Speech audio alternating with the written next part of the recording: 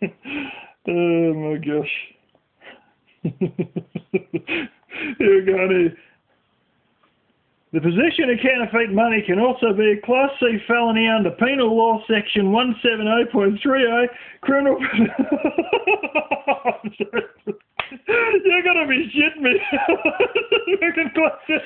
I'll tell you what, I had a pretty good laugh out of that video where Troy opened me package with the fake money.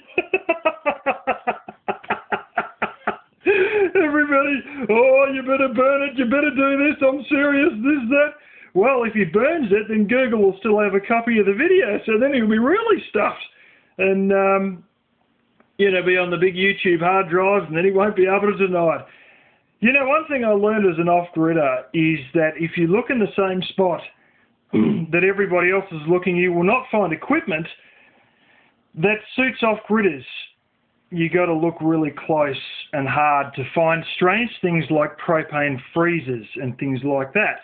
Now I go snooping around some of the shops here because, for those of you who don't know, we have a pretty reasonable sized Vietnamese population here. You know, after the war, some went to America and plenty come to Australia. Ooh, neighbour firing a shotgun out there. Anyways, what that money is something that I found in a little Vietnamese shop. And it's known as Joss paper, Joss. Now, I'm not completely certain, but I believe it's used in the Buddhist religion, and they basically burn it as an offering to somebody who's since died, some relative or whatever, in the afterlife.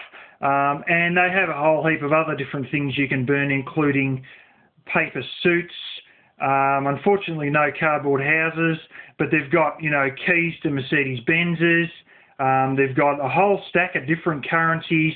And another one I even see is little fake gold bars made out of cardboard.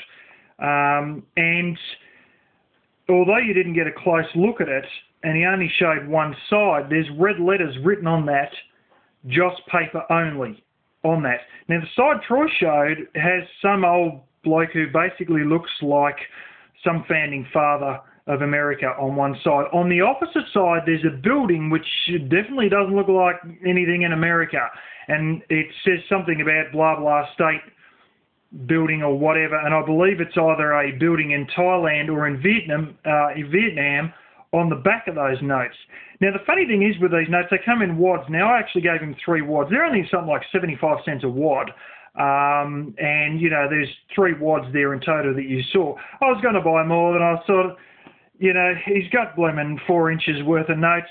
I don't think he really needs any more, just to push the point about having a bit of money. And as a joke, because, you know, the postage to the United States is pretty flaming crippling, to be honest. It's very expensive.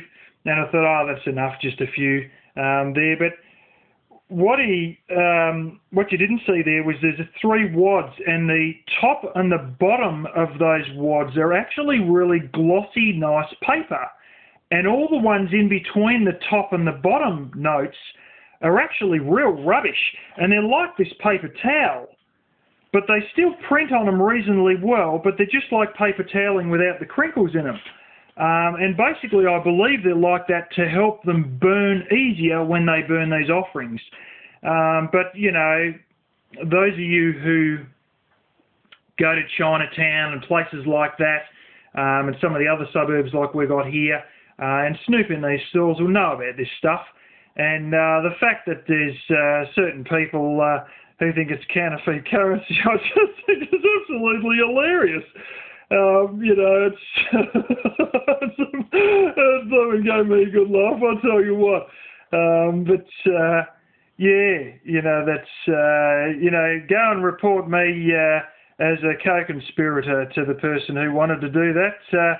You know, I'll give the blooming cops a couple of wads for themselves.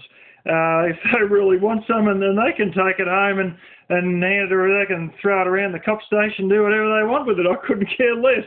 But, yeah, that's what the go is with the fake currency there.